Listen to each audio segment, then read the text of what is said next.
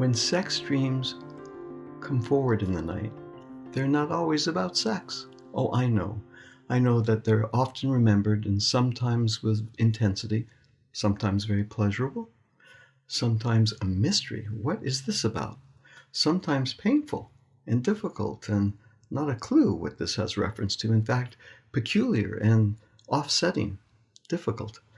The sex dreams come with an energy, right? There's what's called psychic libido. They're usually filled with a certain amount of energy and they get our attention. It's said that the psyche, when the dreaming psyche wants to get our attention, it will send images that we will indeed bring our awareness to and remember. In the morning, sex dreams often have that characteristic. Now, as I said, they may not always be about literal sex.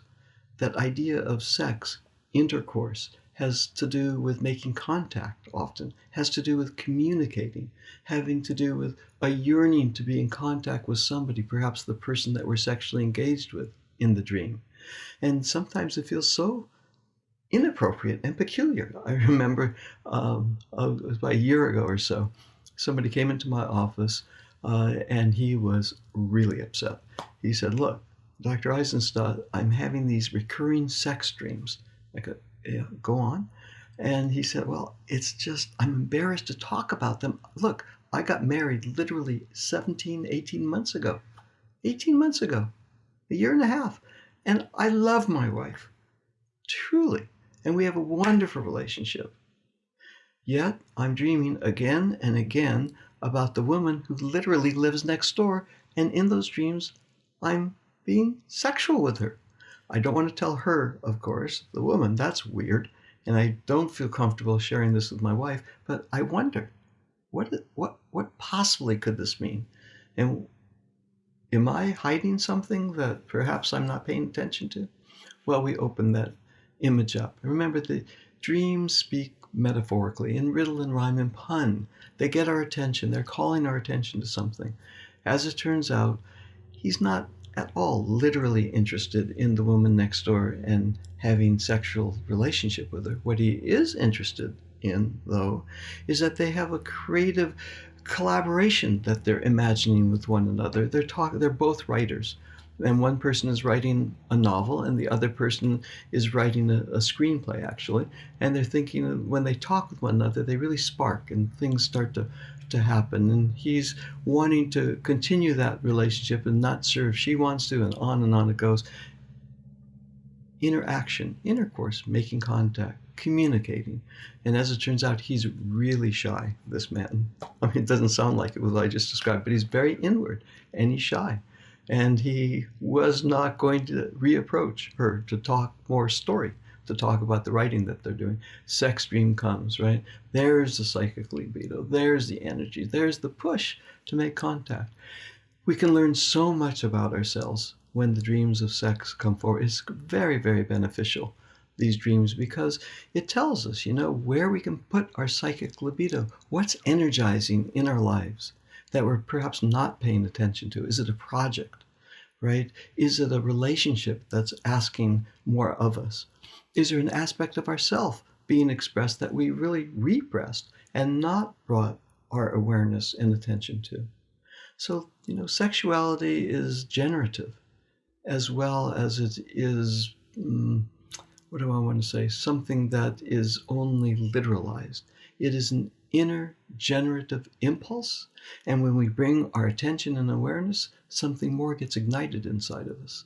What gets ignited, perhaps, is our creativity. To live the creative life is to embrace sexuality as both a literal quality and much, much more. And also the energetic that muses our capacity to not only create, but to animate different aspects of ourselves and different projects that we're involved with. So sex works, always in movies, story. We always see the image of sex because it gets our attention. And it suggests that there is something new, perhaps, that's about to come forward. So again, when sex comes in dreams, I listen, and I listen really carefully.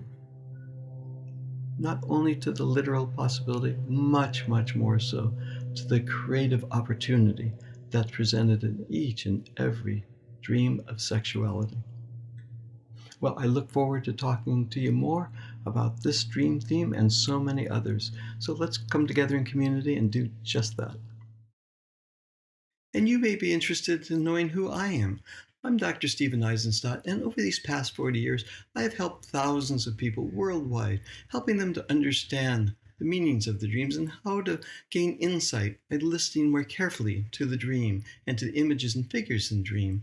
People come to me because they are asking to decrease a sense of anxiety, particularly in these times of uncertainty, that sense of despair or isolation. And two, they come because they're interested in supporting well-being and supporting their sense of creativity to reignite that creative spark that moves through all of us. If these two ideas or any of these ideas are of interest to you, there are two ways that you can join us.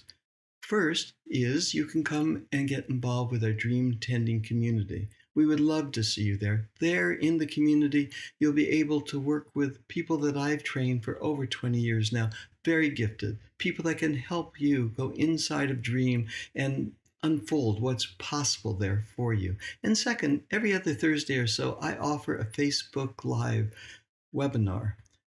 Access that through Zoom or through Facebook. And in those webinars, I offer the possibility of what dream really can mean for each of us. I work with individuals. You'll see me work live on camera. And two, I discuss what I do and how I did it.